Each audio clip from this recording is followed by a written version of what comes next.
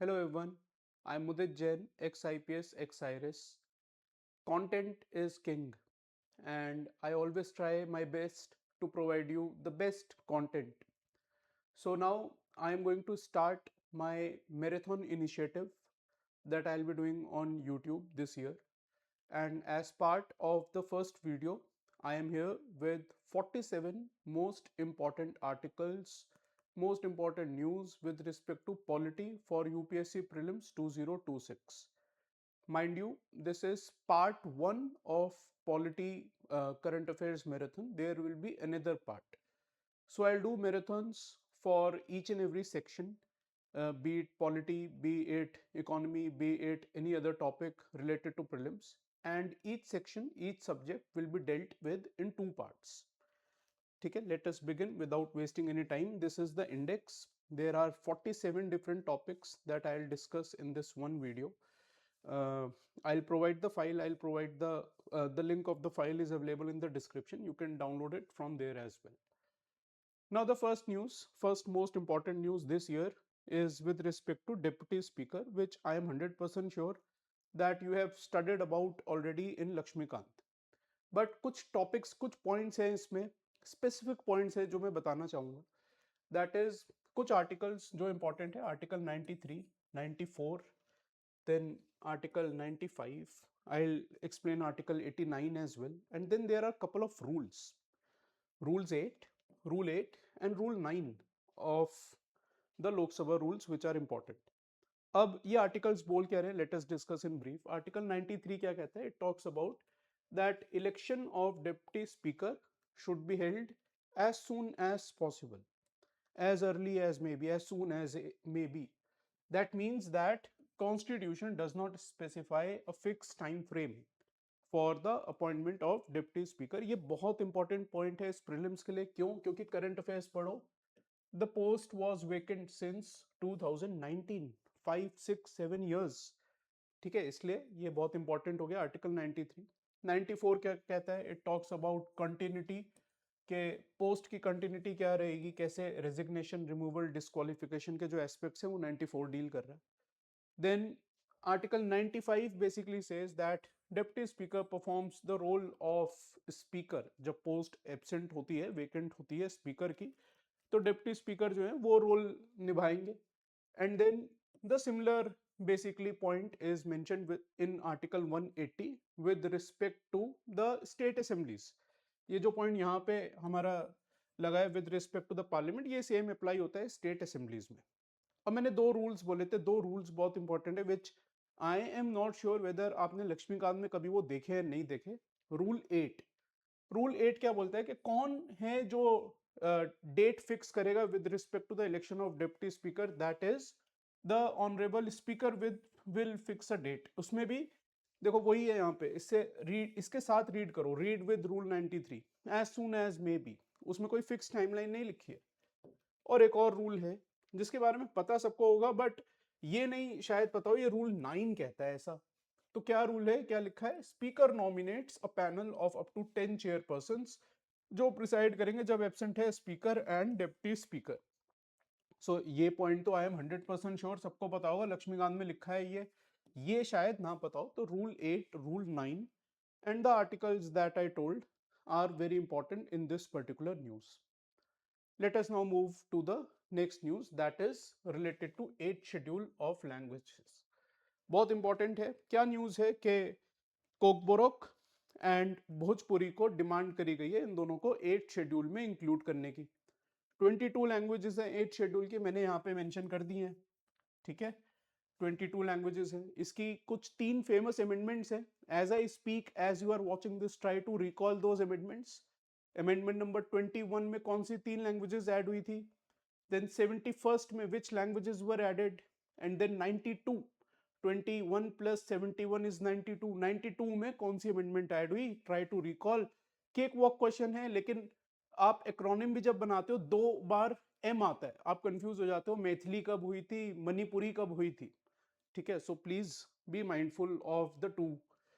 ये मैंने 22 लैंग्वेजेस लिख दिया. अब एक पॉइंट यहाँ पे नोट करने का इस न्यूज में था दैट इसकी स्क्रिप्ट कौन सी है, and then which is is there any country wherein Bhojpuri is already recognized as a constitutional language? That is Mauritius and Nepal.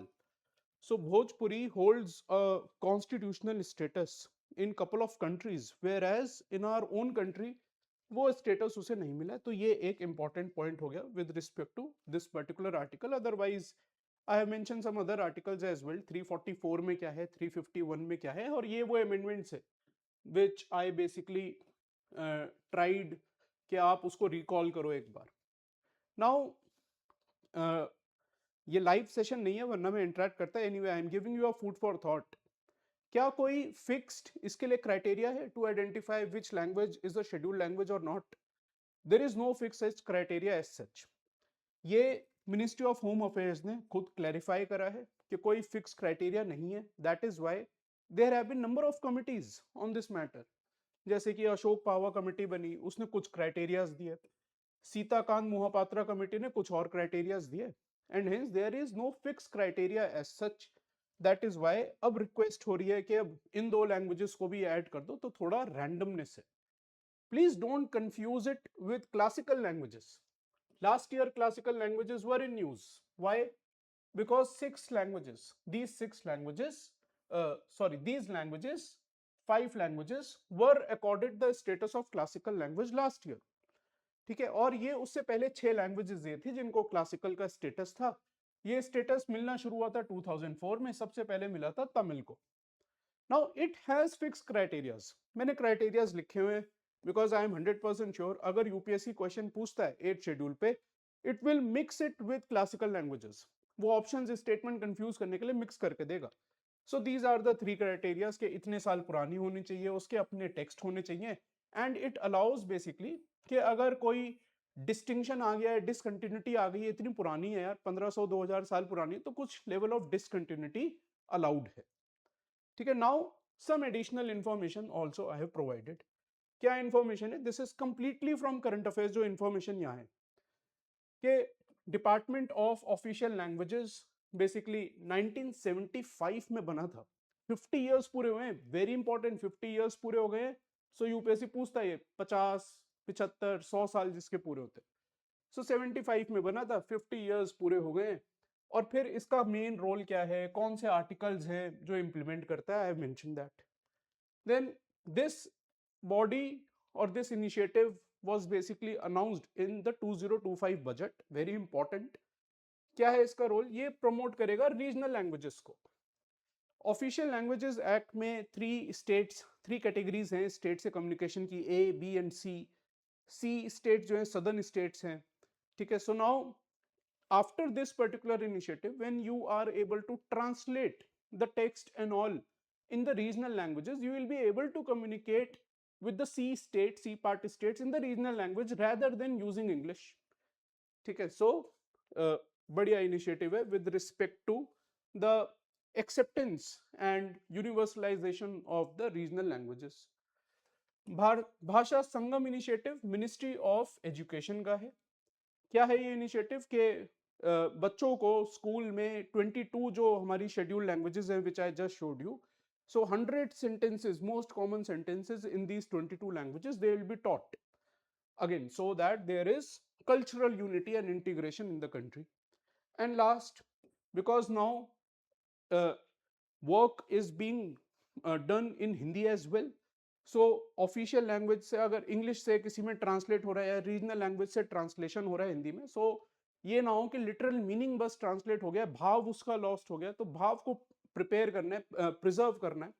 That is why this dictionary, online dictionary initiative has been launched, जिसमें various important words official use के जो उसका meaning यहाँ पे लिखा हुआ है.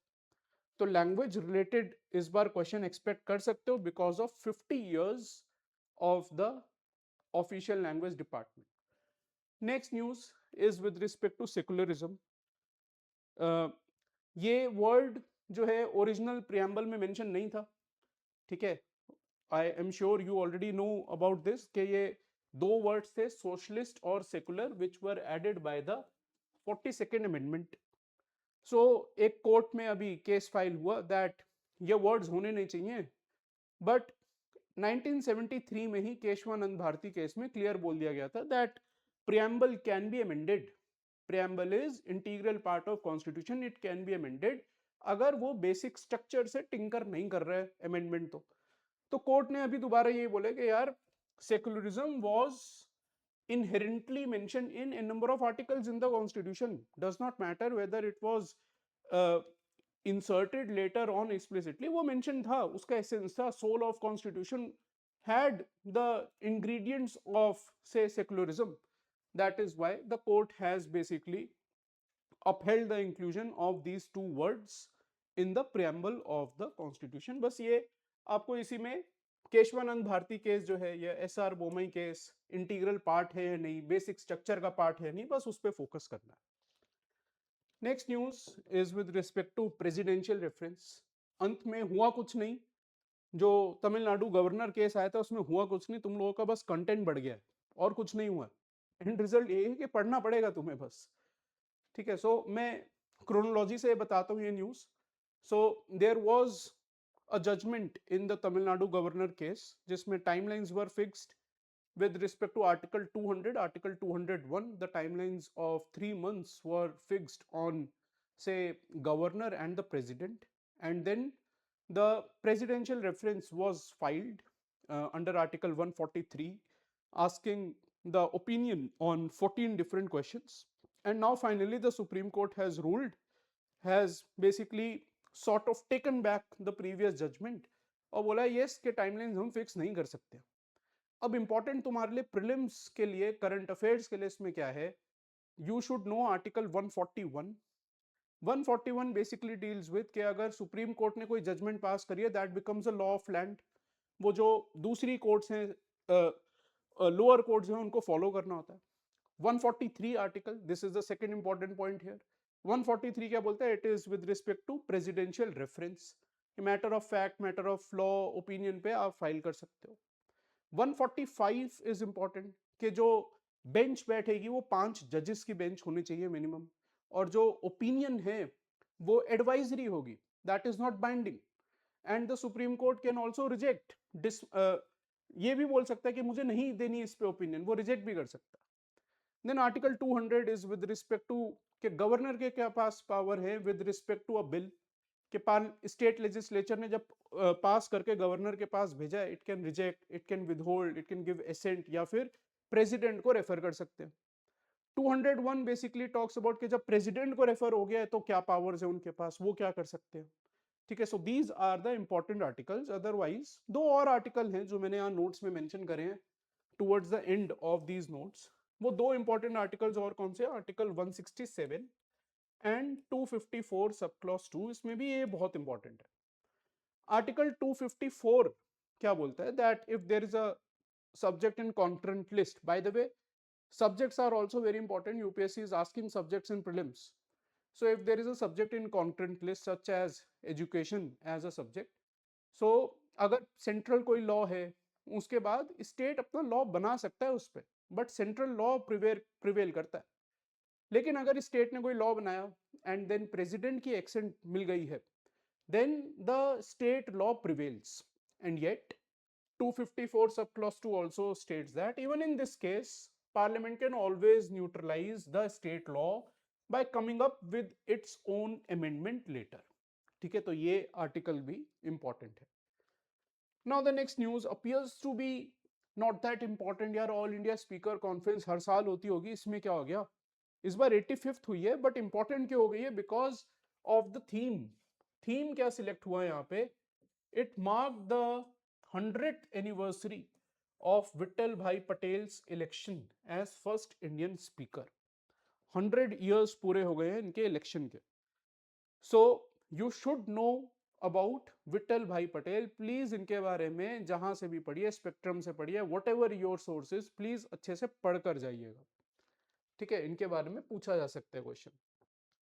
Next news historical आइमस से, आर्टिकल में भी वही लिखा था, मैंने एकदम कंसाइज नोट्स बनाए। अब ये सिर्फ प्री ओरिएंटेड है तो मेंस की इसमें कोई डिस्कशन है नहीं, वो वीडियो में करने का कोई यूज सेंस भी नहीं है। I stick to the point. So vice president ने रिजाइन करा under article 67 sub clause A, resignation किसको सबमिट करते हैं? ये प्रेसिडेंट को सबमिट करते हैं। ये 14th वाइस प्रेसिडेंट थे, ठीक है। Now 15th vice president has already been elected, तो भाई election of vice president becomes important for prelims. कौन सा आर्टिकल है, किसमें होता है, कैसे होता है, क्या वोटिंग का है, एलिजिबिलिटी क्या है, all of that is important. I am sure Laxmikanth में आपने पढ़ा है, मैं आपको बस रिवाइज करा रहा हूं, ठीक है। तो क्या है कि जब इनकी डेथ, रिमूवल या रेजिग्नेशन होती है, EC is responsible to conduct fresh election immediately. यहां पे भी कोई फिक्स टाइमलाइन नहीं है, आज की ही क्लास में दो आ गए हैं ये इमीडिएटली वाले पॉइंट, ठीक है। And till then deputy chairman जो है वो प्रिसाइड करेंगे राज्यसभा की प्रोसीडिंग्स। क्योंकि हम बात करें वाइस प्रेसिडेंट की, कंट्री के वाइस प्रेसिडेंट की, ऐसे सोचो आप, राज्यसभा चेयरमैन मत देखो इन्हें, थिंक ऑफ हिम और हर एज कंट्रीज वाइस प्रेसिडेंट। सो इलेक्टोरल कॉलेज जो होगा that comprises of both Lok Sabha and Rajya Sabha elected and nominated members, जिसमें कि proportional representation, single transferable vote, secret ballot, ये सारे इसमें रहता है। PRSTV सीक्रेट बैलेट, वोट की जो वैल्यू होती है सबकी बराबर होती है, और कुछ नॉमिनेशन प्रोसेस भी है। I mention that as well, I am not sure whether it is mention in Laxmikanth और not, I am not sure. So 20 proposers, 20 seconders चाहिए होंगे। नॉमिनेशन रूल्स किन रूल्स में लिखे हैं भाई? यहां लिखे हैं, ठीक है। एंड सिक्योरिटी डिपॉजिट भी होता है, दैट इज ऑफ 15,000 रुपीज। तो ये इंपॉर्टेंट पॉइंट्स थे जो मैंने बताए हैं। आर्टिकल कौन सा है इलेक्शन के लिए? Article 66 sub clause 1, very important, this I have already told you, PRSTV, secret ballot, etc. And this is the eligibility criteria for a person, कि वो वाइस प्रेसिडेंट के लिए, चुनाव के लिए खड़ा हो भी सकता है नहीं। This is the eligibility criteria, कि सिटीजन होना चाहिए, 35 होना चाहिए, रजिस्टर्ड इलेक्टर होना चाहिए किसी पार्लियामेंट्री कॉन्स्टिट्यूएंसी से, and should not hold office of profit, जिसके लिए ये एक्सेप्शन भी दिया गया कि ये लोग हैं जिनका ऑफिस ऑफ प्रॉफिट हो सकता है and they can still stand for the election as such. Now, this is all with respect to constitution related articles that I wanted to discuss in this video. Now let us switch to fundamental rights. कोई भी random से random article आए, right आए, fundamental right पे question आए, just think over once, क्या article 21 में fit हो रहा है ये? दो बार यूपीएससी ने क्वेश्चन पूछा राइट टू प्रिवेसी पे, जो कि आर्टिकल 21 के अंडर आता है। सेम क्वेश्चन वर्बटिम दो बार पूछा यूपीएससी ने। सो रिसेंटली सुप्रीम कोर्ट ने अनाउंस करा, जज करा, that digital access, right to access the digital medium is now a fundamental right under article 21. Similarly, rights of pedestrians were also recognized in article 21, and then similarly personality rights जो हैं वो भी article 21 के under recognized है। Personality rights में थोड़ा brief में और डिस्कस करता हूँ, मुझे इंपॉर्टेंट लग रहा है इस बार। One of my first predictions is that you can have a question on personality rights given the n number of actors who have recently filed and uh, uh, have obtained their personality rights in the courts.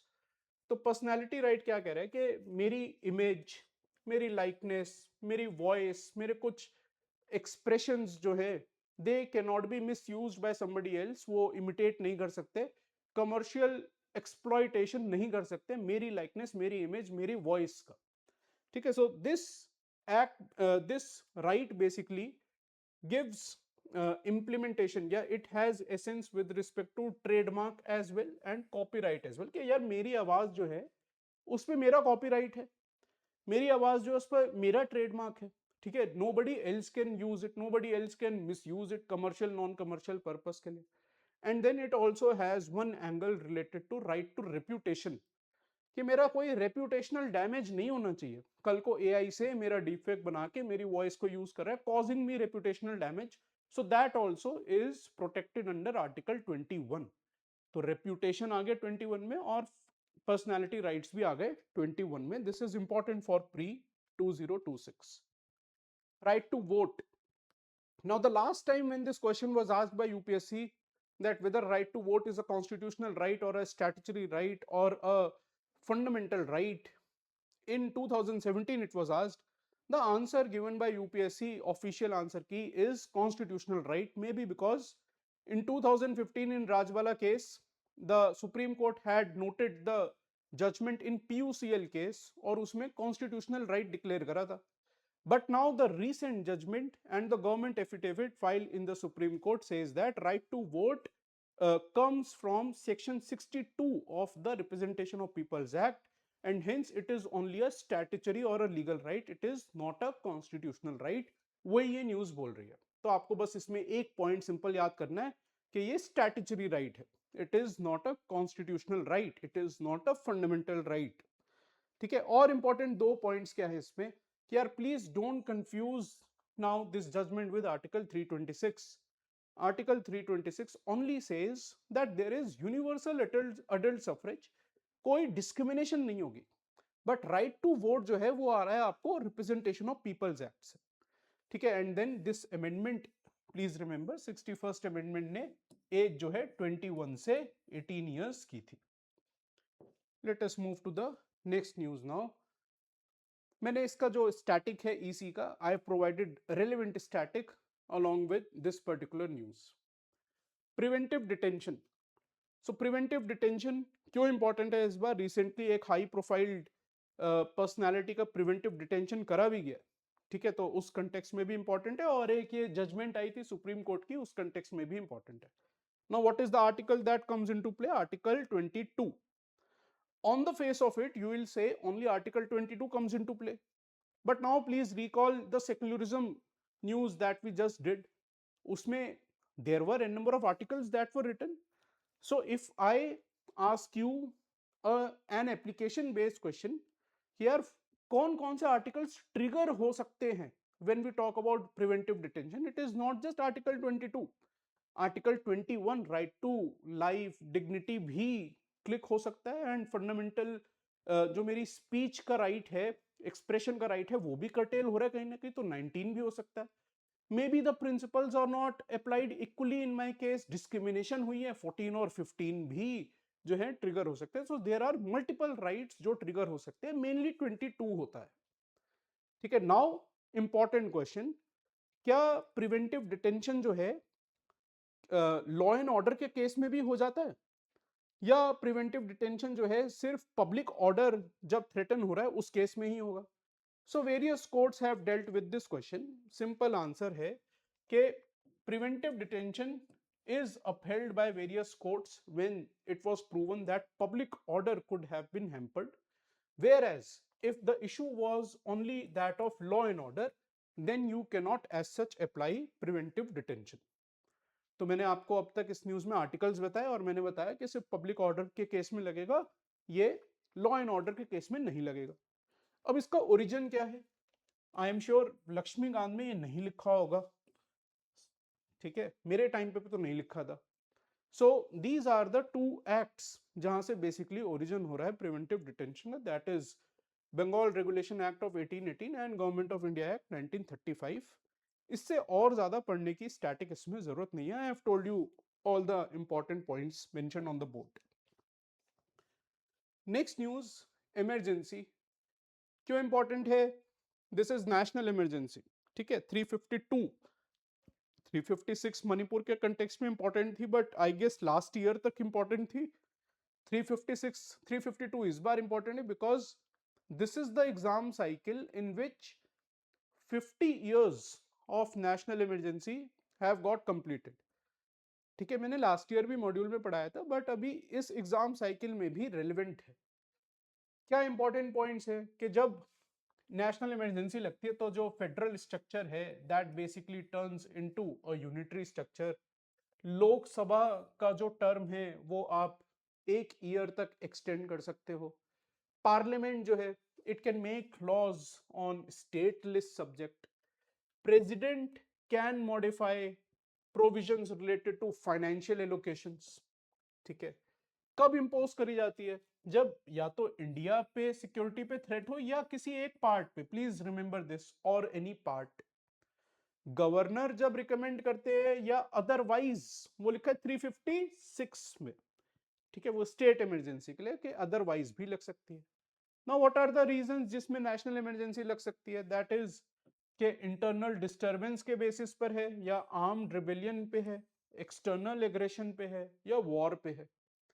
So 1975, the emergency that we are talking about, is the only instance wherein it was imposed because of internal disturbance, and remaining two emergencies of 62 and 71 were because on the war of ground of war.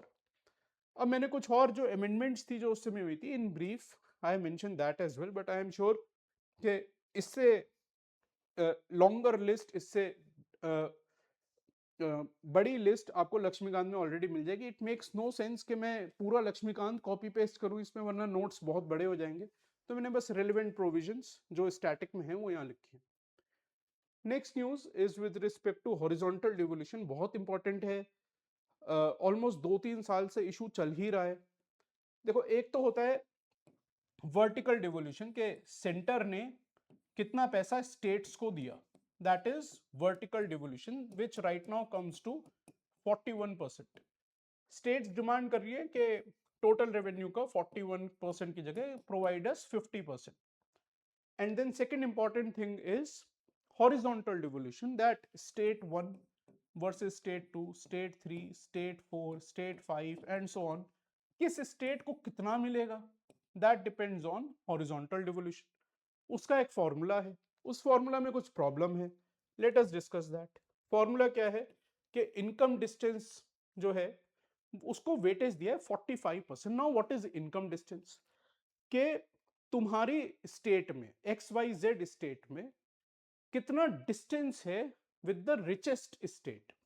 ठीक है, rich state लेंगे और तुम्हारी state compare करेंगे. अगर distance बहुत ज्यादा है, मतलब इनकम डिस्टेंस इनइक्वालिटी बहुत ज्यादा है, सो वीकर स्टेट्स जो है, लेसर एम्पावर्ड स्टेट्स जो है, they are at benefit with respect to the horizontal devolution because income distance is more in that case, और 45% weightage वहां मिलता है. Now this is a cause of concern with respect to the developed states. वो कह रही है हम ज्यादा GST जो है कंट्रीब्यूट कर रहे हैं, हम ज्यादा मैन्युफैक्चरिंग कर रहे हैं, टैक्स हम ज्यादा पे कर रहे हैं, and then now you are giving more funding to the lesser economically weaker states who are not contributing as much to the revenue. Next news, very important this year with respect to Jammu and Kashmir and Ladakh.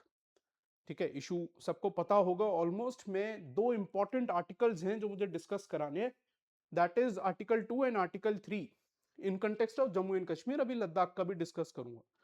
तो article 2 क्या कहता है? Article 2 says that जो आपको कोई foreign state है उसको acquire कर सकते हो, यू कैन एडमिट इट. ठीक है, that is the brief wording of article 2 कि कैसे हम फॉरेन स्टेट या फॉरेन टेरिटरी जो है उसको एक्वायर और एडमिट कर सकते हैं. फॉर एग्जांपल एक्सेशन ऑफ से JNK, ठीक है, या फिर सिक्किम को जो पोर्चुगीज सिक्किम में थे, सो आफ्टर दैट कैसे हमने उसको एक्वायर करा. एक्सेशन हुआ था JNK का, एक्वायर हुआ Sikkim. That was under article 2. Article 3 क्या कहता है? Article 3 talks about the regions that are already part of the territory. कि अगर मेरी टेरिटरी का ऑलरेडी कोई स्टेट, कोई यूटी पार्ट है, तो मैं उसका एरिया इंक्रीज कर सकता हूं, डिक्रीज कर सकता हूं, नेम उसका जो है वो चेंज कर सकता हूं, and so on. Now in this case what happened was the entire state as such was changed into UT and it was challenged in the supreme court. ठीक है, तो सुप्रीम कोर्ट में क्या दलील दी चैलेंज करते हुए, पिटिशन क्या file करी, that nowhere article 3 mentions that you can convert one entire state into a UT. But then when I had discussed this in my module as well, तो लोगों ने बोला था सर PM बख्शी में एक्सप्लेनेशन में लिखा है. ठीक है, मैंने पढ़ा नहीं है वो, आप एक बार जाके देख सकते हो PM बख्शी में क्या लिखा है. अदरवाइज जो मैंने करंट अफेयर में, मैंने जो TH में या एक्सप्रेस में पढ़ा है वो ये है कि क्लियर लिखा नहीं है और क्लियर डिनाई भी नहीं करा that you can not do it. ऐसा भी कहीं नहीं लिखा है ना, ऐसा लिखा है कि आप कर सकते हो. सो इंटरप्रिटेशन बेस्ड पॉइंट था ये कि सेंटर ने एक स्टेट को यूटी में कन्वर्ट कर दिया. This question was to be discussed in the supreme court. But then हुआ क्या, सेंटर ने सुप्रीम कोर्ट में बोला that we will grant statehood as soon as election happens. Election जब हो जाएंगे उसके बाद स्टेटहुड दे देंगे. तो सुप्रीम कोर्ट ने मेरिट पे डिस्कस ही नहीं करा केस, ठीक है, एंड नाउ इलेक्शंस हो चुके हैं लेकिन अभी भी स्टेटहुड ग्रांट नहीं हुआ। So article 2 and article 3 I have mention in brief, मैंने डिस्कस कर लिया है, ये दो इंपॉर्टेंट है। Now let us come to Ladakh. Ladakh में मेन पॉइंट क्या है? Main point with respect to the demand is that of 6th schedule. Statehood तो है ही, 6th schedule, then reservation, couple of reservation with respect to politics and jobs. Most important point for you guys is 6th schedule. Why so? पिछले 4-5 साल का paper उठा के देखो polity का, in every year there has been a question on 5th और 6th schedule. या तो 5th शेड्यूल पूछा है एक क्वेश्चन, या फिर 6th schedule, and this had predicted last year as well, और लास्ट ईयर भी हुआ था क्वेश्चन, इस बार भी आएगा, आई एम 100% श्योर। ठीक है, सो आई हैव मेंशन कि 6th शेड्यूल होने से होता क्या है। अगर 6th शेड्यूल किसी को ग्रांट होता है जो इन 4 स्टेट्स में हो रखा है, then it leads to creation of autonomous district and autonomous regional councils, जिनके पास ये इलेक्टेड बॉडीज होती है, ये इन सब्जेक्ट्स पे लॉज बना सकते हैं, and they can also collect the revenue and levy taxes. That is why ये प्रॉपर एक political devolution and financial devolution का क्लॉज है, that is the 6th schedule. और उसने लद्दाख रिक्वेस्ट कर रहा है 6th शेड्यूल स्टेटस की, whereas the MHA has basically given them option of have offered them article 371, जो कि टेम्परेरी स्पेशल प्रोविजंस बोलता है, परमानेंट नहीं, temporary transitional special provisions under part 21। Last year UPSC ने एक क्वेश्चन में parts पूछे थे, तो मैंने नोट्स में कोशिश करी है जहां याद आ जाए वहां पार्ट्स भी लिखूं, and then these are the states जहां पे 371 फिलहाल एक्टिव है। ठीक है, as we were discussing about tribes and all, तो मैंने national commission for schedule tribe का भी ब्रीफ स्टैटिक मेंशन करा है कि कॉन्स्टिट्यूशनल बॉडी है, 2004 में बनी थी, इस अमेंडमेंट से बनी है, ये इसका कंपोजिशन होता है, प्रेसिडेंट इसको अपॉइंट करते हैं, रोल जो है वो एडवाइजरी या फिर इन्वेस्टिगेटिव रोल है। ठीक है, नेक्स्ट न्यूज पे चलते हैं, that is citizenship. Assam Clause 6A of Citizenship Act 1955, Foreign Tribunals and the 1950 Act। मैं क्रोनोलॉजी बता देता हूं आपको, ठीक है, उससे आर्टिकल समझ में आ जाएगा। 6A was included in the Citizenship Act on the basis of Assam Accord, and in the previous year exam cycle, मतलब मई 2025 से पहले भी न्यूज में था, ये मैंने पढ़ाया था पिछली बार भी। तो उसमें क्या था कि सुप्रीम कोर्ट में केस गया था with respect to validity of 6A clause, and supreme court upheld the validity of 6A। Problem क्या थी कि सिटीजनशिप जो है उसके अलग प्रोविजंस है वैसे रेस्ट ऑफ द कंट्री के लिए, असम के लिए जो डेट है qualifying date, that is different. ठीक है, जो 6A में लिखी हुई है डेट इज डिफरेंट, तो उसको लेके सुप्रीम कोर्ट में केस गया था, सुप्रीम कोर्ट ने अपहेल्ड करा 6A को, and then while the hearing was going on, the Supreme Court observed कि जो foreign tribunals हैं, which are basically quasi judicial bodies, जो कि ये डील कर रही है मैटर से कि कौन लीगल इमिग्रेंट है, कौन लीगल नहीं है, किसको डिपोर्ट करना है, they are overburdened, and then the Supreme Court suggested the state government of Assam that you should use the provisions of 1950 Act as well। तो वहां से ये सब आया है। ठीक है, so I have told you in brief about 6A। मैंने अब जो रिलेवेंट स्टैटिक लिखा, let us discuss that. So foreign tribunal जो है क्वासी जुडिशियल बॉडीज है, ये मैंने अभी आपको बताया ही था कि पर्सन फॉरेनर है या नहीं है, वो ये डिस्कस करते हैं। जो डाउटफुल वोटर्स मार्क करे जाते हैं बाय एजेंसीज, उनके केस ये हैंडल करते हैं। ठीक है, and then immigrant and expulsion from Assam act 1950 में द राइट्स या फिर the onus of identifying the immigrants etcetera has been given to the local officers. सो सिर्फ अब फॉरेन ट्रिब्यूनल्स नहीं करेंगे ये काम, लोकल ऑफिसर्स भी करेंगे। एक और एडिशनल न्यूज बता दूं, सितंबर में जो 4 पहले एक्ट होते थे, पासपोर्ट एक्ट वगैरह वगैरह, उसको हटा के एक एक्ट आया है, and that act basically provides provision of applying the foreign tribunals in rest of the country as well. अब तक असम में लिमिटेड थी, अब रेस्ट ऑफ द कंट्री में भी आप फॉरेन ट्रिब्यूनल्स बना सकते हो, which will look into the similar matter कि कौन फॉरेनर जो है वो लीगल माइग्रेंट है, कौन नहीं है। ठीक है, next news, proof of citizenship, single liner news है। Aadhaar, voter card etcetera, these are proof of identity rather than proof of citizenship। ये citizenship का proof नहीं है, सिंगल एक लाइनर न्यूज है। Now we are moving towards certain bills, act, laws and policies। पहला है draft registration bill. सो जो immovable property है उसका रजिस्ट्रेशन का मैटर जो है that is dealt by age old act. 117 118 साल पुराना एक्ट है जो ये डील करता है मैटर से। ठीक है, किस मिनिस्ट्री के अंडर एडमिनिस्टर होता है act? Ministry of rural development. Now the government has come up with a new bill, that is registration bill 2025, so that online registration, digital maintenance of records वगैरह कर सके। अब एक इंपॉर्टेंट पॉइंट यहाँ पे था जिसकी वजह से मैंने न्यूज डाली है, that is the last bullet, that before 2006 the registration matters were dealt by MHA, and then it was in 2006 that the matter was transferred to this particular ministry। और इस मिनिस्ट्री में कौन सा डिपार्टमेंट है? Department of Land Resources, that deals with the registration of immovable properties। Next news is with respect to Emblems Act, very similar to what we had in personality rights। कि यार मेरी image, मेरी likeness जो है उसको कोई misuse ना करे। एम्बलम एक्ट भी यही बोल रहा है कि मेरे नाम का मिसयूज नहीं होना चाहिए, कमर्शियल एक्सप्लॉयटेशन नहीं होना चाहिए कहीं भी। ठीक है, so it prevents improper use of certain names and emblems for trade, business या फिर प्रोफेशनल कमर्शियल पर्पसेस। अब इसमें कौन कौन प्रोटेक्टेड है एम्बलम्स एक्ट में? It can B an individual person हो सकता है, या कंपनी, फर्म, ट्रेडमार्क, ये सब भी प्रोटेक्ट हो सकते हैं। एग्जाम्पल्स अगर देखोगे, so there are a number of freedom fighters who are protected under the emblems act. There are many organizations, various symbols, etc. Even a body such as FIFA, it is also mentioned in the Emblems Act। ठीक है, सो emblems act पे एक random news है, skip करना चाहते हो तो कर सकते हो, वरना जितना इंपॉर्टेंट था मैंने बता दिया।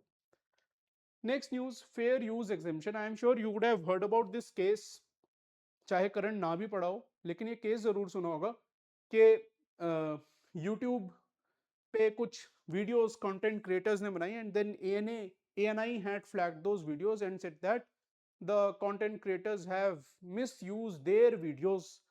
ठीक है, और उनसे कुछ रॉयल्टी वगैरह मांगी थी। Now in this case the fair use exemptions come into play. Fair use exemption कौन से एक्ट में? That is in copyright act section 52। ये क्या बोलते हैं कि if I am using a content, even if it is a copyrighted content, I am using it say for personal use, या court में सबमिट कर रहा हूं, या कंटेंट ऐसा है कि कॉपीराइटेड तो है but I am using it for reporting the current affair events, then it comes under the principles of fair use. वो एग्जेम्प्ट होता है कॉपीराइट से। सो फेयर यूज किस एक्ट में है भाई? कॉपीराइट एक्ट में है। सेक्शन तो नहीं पूछेगा यूपीएससी, बस फेयर यूज होता क्या है और किस एक्ट में, that is important in this news. Law making power versus contempt of court. So there was a practice of civilian defense, that is salva judum, followed in Chhattisgarh। The Supreme Court put a ban on that, but the state government came up with a law after the Supreme Court put a ban on the informal practice। State government जो है वो law लेकर आ गई, law के through ले आई। Then a petition was filed court में, और ये बोला गया यार ये तो तुम्हारा मानहानि है, तो कंटेम्प्ट है तुम्हारा। The court ruled that this is not my contempt because state assemblies and legislature have plenary power, that is law making power उनके पास है। Now once I have declared that law unconstitutional, then it should not be practiced or followed। जब तक मैंने unconstitutional, null and void declare नहीं करा है तब तक सही है। जैसे fact check unit Bombay high court ने नल एंड वॉइड डिक्लेयर करी, उसके बाद से वो यूज नहीं हो रही है। अगर वो यूज होती उसके बाद तो वो कंटेम्प्ट ऑफ कोर्ट है। So now civil contempt, criminal contempt becomes important, and then we all know about the event that happened with the honourable CJI, जो पिछले सीजीआई थे, उसलिए भी सिविल क्रिमिनल कंटेम्प्ट मान के चलो कि इस बार आएगा प्री में। बहुत सिंपल है, मैं एक्ट बता देता हूँ। 1971 एक्ट में है जो डील करता है कॉन्टेम्प्ट ऑफ कोर्ट से। क्या सिर्फ हाई कोर्ट के पास पावर है या सिर्फ सुप्रीम कोर्ट के पास पावर है? दोनों के पास है भाई। कौन से आर्टिकल में? मैंने आर्टिकल भी लिख दिया। सिविल कॉन्टेम्प्ट क्या होता है, क्रिमिनल कॉन्टेम्प्ट क्या होता है? वेरी सिंपल, जब मैं कोई जजमेंट नहीं मान रहा हूं वो सिविल कंटेम्प्ट है, या मैं जजमेंट को होने से रोक रहा हूं, ठीक है, दैट इज क्रिमिनल कंटेम्प्ट। तो स्कैंडलाइज कर रहा हूं या इंटरफेयर कर रहा हूं, that is criminal contempt. Next news चलते हैं।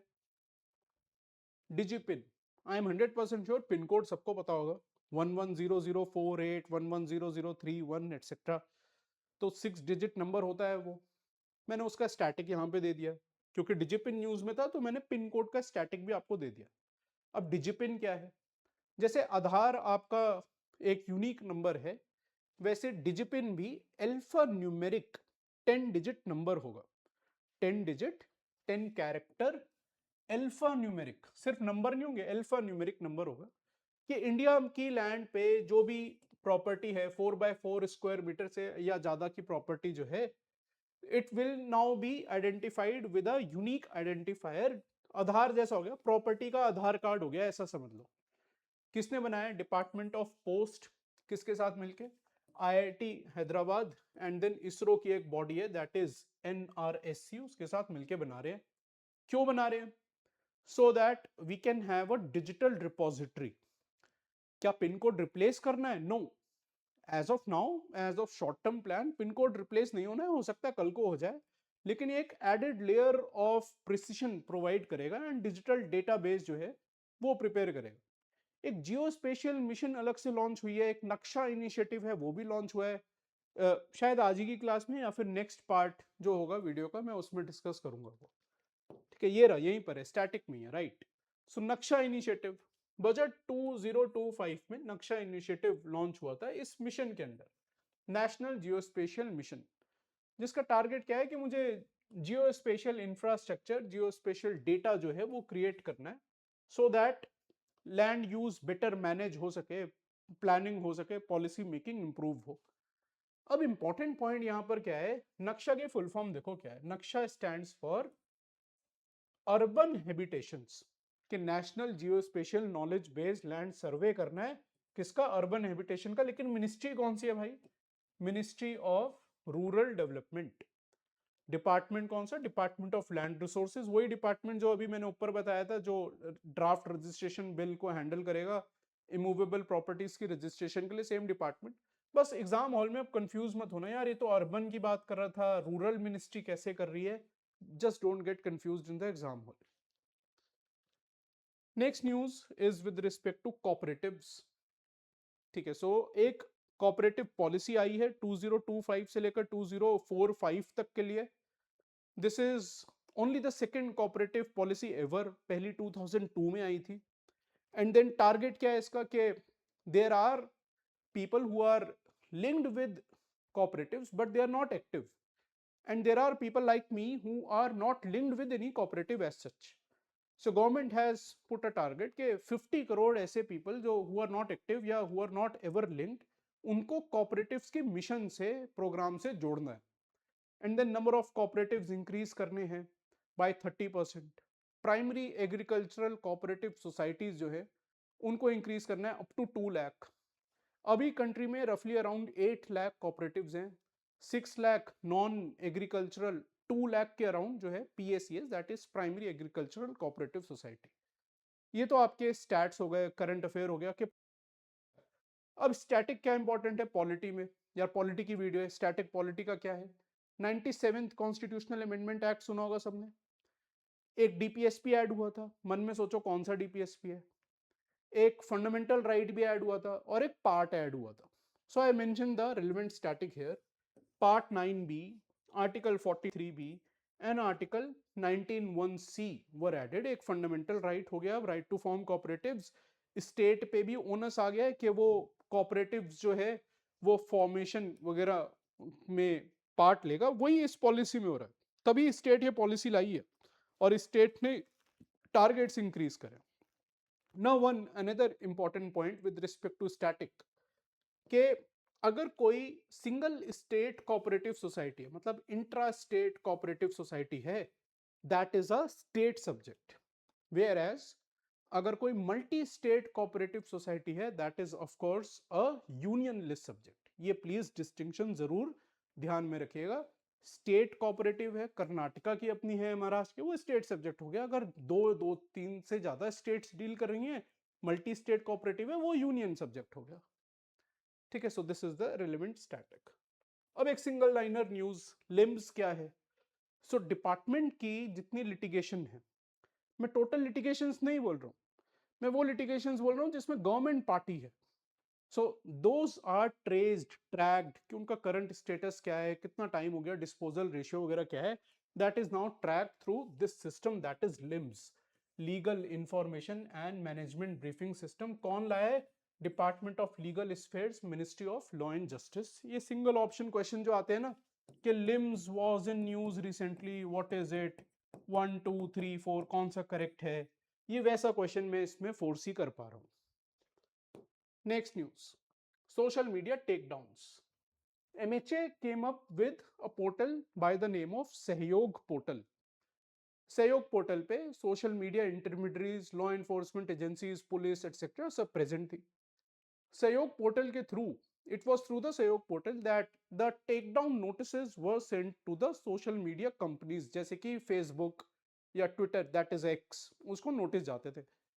कोर्ट में केस फाइल करा कर्नाटका हाई कोर्ट में एक्स ने, stating that this is violation of principles of natural justice, because only on the mere basis of allegations the law enforcement agencies send these notices and they expect us to take down the content without any legal process, judicial process being followed.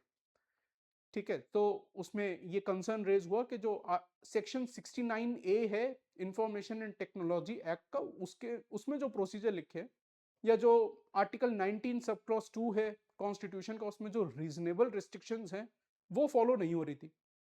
And then the government came up with this direction that IT act में, information technology act में, rule 3 sub clause 1 sub clause D में amendment लाए हैं। Now it is stated that these notices can only be sent by higher authorities. These notices will be detailed, it will be reasoned, and the notice will clearly say that it is merely a warning, an intimation. It is not a takedown order as such. ये intimate करा है, आप अब हमें बताओ social media company कि क्यों नहीं हटाना चाहिए। ये पहली बार में नोटिस भेज के हटाया नहीं जाएगा, आपको इंटीमेट किया जा रहा है, now you tell us why it should not be remove. तो reasonable time, opportunity of being heard जो है वो इसमें दी जाएगी। ठीक है, सो सहयोग portal, rule, act etcetera becomes important. 130th constitutional amendment bill. Bills वैसे इतने इंपॉर्टेंट नहीं होते हैं, लेकिन ये बहुत इंपॉर्टेंट बिल है। इसमें क्या है कि if you are a CM, if you are PM, और if you are minister, be it parliament or state legislature, and if you are arrested, if you are detained uh, in a crime wherein punishment, possible punishment is 5 years or more, and if you are detained for 30 consecutive days, then on the 31st day you have to resign from the post. You will be reinstated, but after your acquittal, जब आप bell पर आ गए हो, acquittal release हो गया acquittal, उसके बाद आप रीइंस्टेट हो जाओगे, लेकिन तब तक आप जो है वो पोस्ट से आपको रिजाइन करना पड़ेगा। Now with respect to the ministers, prime minister will advise to the president या फिर CM will advise to the governor, और वो रिमूव करेंगे। ठीक है, प्रेसिडेंट या फिर governor. And with respect to the PM और सीएम, या तो वो खुद हट जाएं या फिर they will be removed by itself, automatically they will cease to exist from the post. उसमें प्रेसिडेंट या फिर गवर्नर का रोल नहीं है, they will cease to exist on the post on the 31st day.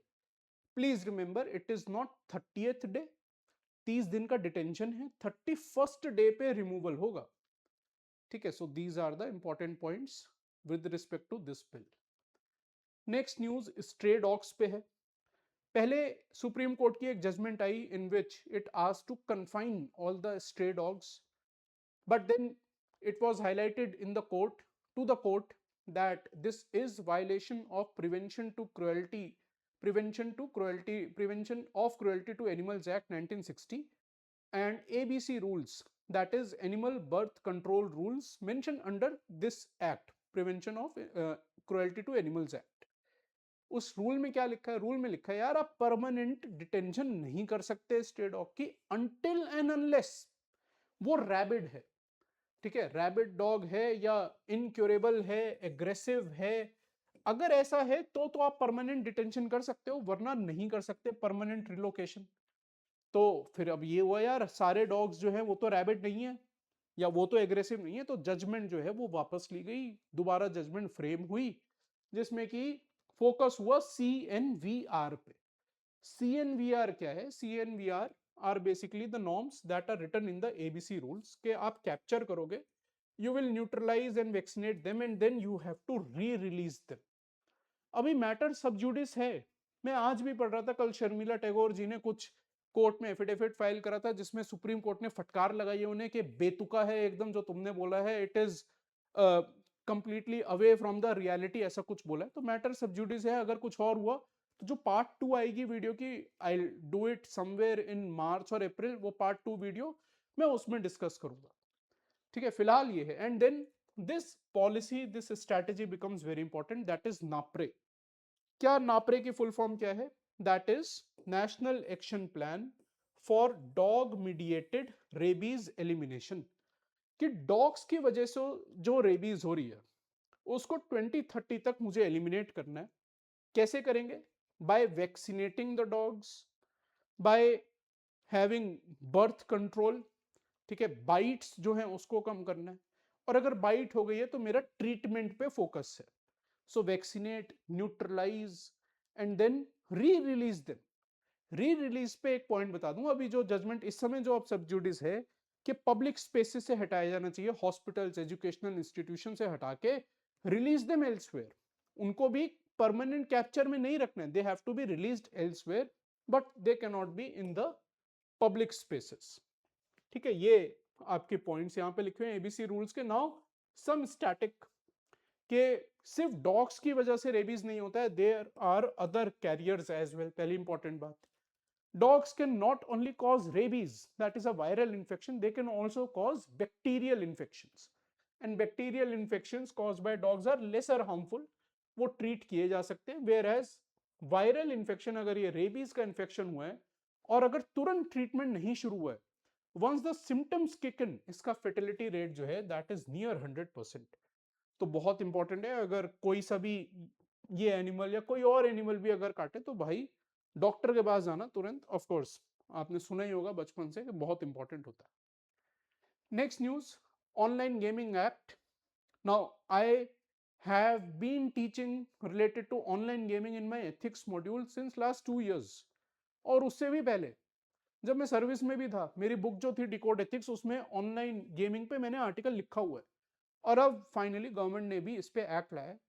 मैं ब्रीफ में बताता हूं क्या इंपॉर्टेंट पॉइंट्स है। Government has recognised 3 categories of games, that is e sports which are recognised by the government. वो legal हैं क्योंकि वो पैसा नहीं मांग रहे हैं, आप अगर जीतते हो तो आपको इनाम मिलता है, you get a prize, so that is legal. Second is traditional games या social games, that is also legal. And third is the real money gaming apps, जैसे रमी हो गया, पोकर हो गया, लूडो हो गया, wherein you have to invest a certain money to play that game, and then whether you win, uh, you are first, second, third or fourth, whatever, then you will get a certain prize money, that is real money gaming app. वो government ने ban करी। अब इसमें important point क्या है prelims के लिए कि किस पे पेनल्टी लगेगी? जो गेम बना रहा है या जो गेम का एडवर्टाइज कर रहा है या फिर जो गेम खेल रहा है? जो गेम खेल रहा है उस पे पेनल्टी नहीं लगेगी इस एक्ट में, and this was clarified by the minister in the parliament as well. IT minister ने क्लैरिफाई भी करा बाद में। So those who are making or offering the games, those who are advertising the games, they will be penalized, and offense is cognizable, that is you can be arrested without warrant and offense is non-bailable, whereas players or the end users will not be penalized. ठीक है, so these are the couple of points which are important for pre in this news. Next, National Sports Governance Act 2025. क्या है इसमें कि sports जो है वो वैसे स्टेट लिट सब्जेक्ट है, लेकिन अब सेंटर ने ये एक्ट लाया है जिसमें national sport board NSB board बनेगा। वेरियस स्पोर्ट्स जो है वो अपनी स्पोर्ट्स बॉडीज बनाएंगे एंड नेशनल स्पोर्ट्स बोर्ड जो है जिसका कंपोजिशन जो है अपॉइंटमेंट वगैरह सेंट्रल गवर्नमेंट डिसाइड करेगा। National sport board will ratify those bodies once recognised. जब वो रिकॉग्नाइज कर लेंगे नेशनल स्पोर्ट bodies को, then they will be treated as public authority under section 2H of RTI. They'll have to come up with their own code of ethics. वो election panel अपना बनाएंगे ताकि टाइम टू टाइम इलेक्शन हो सके, so that international Olympics committee जो है वो उन पे बैन ना लगा दे, जैसे world wrestling federation, Indian wrestling federation पे जैसे बैन लगाया गया था पहले। ठीक है, सो ये तो फीचर्स हो गए इसके। अब इसमें एक इंपॉर्टेंट पॉइंट है that only the body that is recognised उसी को फंडिंग मिलेगी सेंट्रल गवर्नमेंट से। अगर कोई बॉडी ऐसी है या कोई स्पोर्ट है जिसने बॉडी नहीं बनाई या रिकॉग्नाइज नहीं है, उसको फंडिंग नहीं मिलेगी। And then there will be a provision of sports tribunal as well. One very important point कि जो हमने प्रोविजन डिस्कस करी, तुम्हें सही लग रहा होगा यार, स्पोर्टिंग कल्चर इंप्रूव होगा, बॉडीज जो हैं वो रिकॉग्नाइज होंगी गवर्नमेंट से, फंडिंग वगैरह, एथिकल पैनल, चुनाव लगातार होंगे, बढ़िया लग रही होंगी provisions. But now read this last line, central government में एग्जेम्प्ट अ नेशनल बॉडी और affiliate from provisions of the act in public interest. So कोई भी स्पोर्ट के लिए, कोई पर्टिकुलर स्पोर्ट के लिए अगर सरकार को लगता है कि यार इसके लिए तो एग्जिस्टिंग स्पोर्टिंग बॉडी ही बढ़िया है, कोई और नेशनल स्पोर्ट बॉडी बनाने की जरूरत नहीं है, तो government can provide exemption as well. Next news, CJI appointment process. ये न्यूज है 52nd सीजीआई की, उसके बाद 53rd सीजीआई भी आ चुके हैं। ठीक है, सो इसी एग्जाम साइकिल में आप देख रहे हो 52nd 53rd सीजीआई, 2 सीजीआई आ गए। अब भाई मुझे प्रोसेस पता होना चाहिए सीजीआई अपॉइंटमेंट का। सो आर्टिकल 124 सब क्लॉज 2 है जिसमें सीजीआई अपॉइंट होते हैं। कौन अपॉइंट करता है? प्रेसिडेंट करते हैं। क्या प्रोसेस है कि जब सीजीआई की रिटायरमेंट होने वाली है उससे एक महीने पहले law minister will basically the outgoing CGI will basically recommend a name to the law minister, who will recommend this name to the PM, who will basically advise the president, and president जो है वो appoint कर देते हैं। और अगर इस stage पे ही कोई कंफ्यूजन है नाम को लेके कि आउटगोइंग सीजीआई ने कोई नाम रिकमेंड करा है, कोई कंफ्यूजन है, then you can consult other senior जजेस of Supreme Court as well. ठीक है, ये प्रोसेस है जो memorandum of procedure that is MOP उसमें भी लिखा हुआ है। Now what is the eligibility criteria which I am sure you already know through Laxmikant, के हाई कोर्ट के जज होने चाहिए 5 साल के लिए, या 10 इयर्स के लिए एडवोकेट होने चाहिए, या फिर डिस्टिंग्विश्ड ज्यूरिस्ट होने चाहिए। And as per my knowledge, as per the standing today, आज तक भारत के इतिहास में एक भी डिस्टिंग्विश्ड ज्यूरिस्ट जो है वो सीजीआई अपॉइंट नहीं हुए। तो इस प्रोविजन का कभी यूज ही नहीं हुआ है। क्यों? क्योंकि collegium is basically the body जो कि डिसाइड करता है, और वो ट्रांसपेरेंट नहीं है। मेंस में इस पे क्वेश्चन भी आया था और हमने लास्ट ईयर भी मॉड्यूल में कवर करा था। If I remember correctly that was the very first news that I had taught last year. ठीक है, सो डिस्टिंग्विश्ड ज्यूरिस्ट आज तक इसमें कोई अपॉइंट नहीं हुए। And these are the remaining static points with respect to CGI. Next news is on ADR. Now why we are reading this news is because as per the National Judicial Data Grid, NJDG, as per this grid, around 5 crore cases are pending in various courts. Supreme court में ही pendency जो है somewhere around 90,000 है और वो all time high पे चल रही है। तो भाई अब नीड है कि मैटर्स जो है वो एडिशनल फॉर्म्स में भी रिजॉल्व करे जाएं, that is through ADR, alternate dispute resolution through लोक अदालत, through mediation, through लोक अदालत में भी नेशनल लोक अदालत या ई लोक अदालत etcetera, what ever be the case, different forms में जो है वो रिजॉल्व करने की जरूरत है, so that burden on the courts decreases. अब इसकी पावर कहां से आती है, लोक अदालत की या मीडिएशन की, एडीआर की? It comes from section 89 of the civil procedure code, वो मैंने यहां पे लिखा हुआ है सेक्शन 89। एंड देन एक इंटरप्रिटेशन है कि 39A जो है डीपीएसपी, उसमें बोला गया ना फ्री लीगल एड प्रोवाइड करो, गवर्नमेंट को डायरेक्शन है। सुनो, इफ मेरे को कोई प्रॉब्लम, मैंने कोर्ट केस फाइल करा है, केस पेंडिंग है, मैं अफोर्ड नहीं कर पा रहा हूं, तो फ्री लीगल एड भी एक तरीके से 39A भी आप अप्लाई कर सकते हो, कि वो भी इसी लाइन में है कि वो एडीआर के लिए बोलता है। Now it is important this particular year, क्यों? क्योंकि इसके भी इसमें एक बॉडी है, आई एम मिसिंग आउट कौन सी बॉडी है, उसके 50 इयर्स कुछ पूरे हुए हैं। ठीक है, there is a body, there is something related to this जिसके 50 इयर्स पूरे हुए हैं, I am forgetting the name as such, but that is why I have marked this news as important. Legal service authorities act 1987 is inspired by section 39A, जैसे मैंने अभी आपको बताया। And then इसमें लोक अदालत का प्रोविजन है, लोक अदालत, ई लोक अदालत। फर्स्ट लोक अदालत कहाँ कंडक्ट हुई थी मैंने वो बता दिया है। इसका डिसीजन जो है वो फाइनल होता है, आप डिसीजन के अगेंस्ट अपील नहीं कर सकते। बट मान लीजिए मुझे डिसीजन पसंद नहीं आया, I can always file a new case, तो मैं न्यू जो है सूट जो है कोर्ट में वो फाइल कर सकता हूं, even though the decision as such of Lok Adalat is final. ठीक है, तो अगर डिसीजन पसंद नहीं आया, न्यू सूट फाइल करते हो, तो भाई जितना मेहनत हुई थी लोक अदालत के पीछे वो वेस्ट हो गई, और तुम पेंडेंसी जो है फर्दर इंक्रीज ही कर रहे हो। That is a different matter, वो मेन से रिलेटेड है। Anyway, mediation. ओके, सो मीडिएशन में मैंने लिखा है यहाँ पे कुछ इंपॉर्टेंट एक पॉइंट, वही 95 में नेशनल मीडिएशन नालसा जो है 95 में बना था, और 2025 में इसके 30 साल पूरे हो रहे थे। Maybe that is why I had marked this news as important. Mediation के लिए 90 डे मीडिएशन कैंपेन अभी रिसेंटली लॉन्च हुआ था। किसने लॉन्च करा है?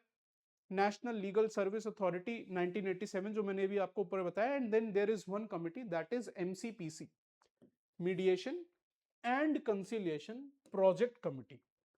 एमसीपीसी का काम क्या है? एमसीपीसी का काम है, ये सुप्रीम कोर्ट ने 2005 में बनाई थी। एज द नेम सजेस्ट, इसका काम ये है that it will function along with the legal service authorities and government, और ये बेसिकली मीडिएशन के लिए अवेयरनेस क्रिएट करेगी। It will ensure that mediators जो है वो एक्रेडिटेड हो, उनकी ट्रेनिंग बेटर हो, लोग मीडिएशन एज अ मैकेनिज्म जो है यूज करें। That is function of MCPC. Of course the target here again is के मीडिएशन कैंपेन से जो पेंडेंसी ऑफ केसेस है वो रिड्यूस हो सके। SC judge removal process is in news because of Justice Verma, and alleged also in the fact that के यही जो प्रोसेस है शायद इसी की वजह से वाइस प्रेसिडेंट का रेजिग्नेशन हुआ है, ऐसा एलेज भी करा जाता है, क्योंकि उन्होंने जो अपोजिशन रूल्ड पार्टीज है उन्होंने जो मोशन सबमिट करा था राज्यसभा में वो एक्सेप्ट कर लिया था, और उसके बाद ही एक दो दिन में उन्होंने रेजिग्नेशन अनाउंस करा था। नाउ क्या प्रोसेस है? I will discuss the process. कि एक मोशन है, पहले वो मूव होगा। अगर लोकसभा में मोशन मूव हो रहा है पहले, देन 100 एमपीज जो है वो साइन करने चाहिए, एंड देन राज्यसभा में अगर मूव हो रहा है तो 50 एमपीज जो है उनका सिग्नेचर होना चाहिए। ठीक है, ये तो फर्स्ट पार्ट हो गया।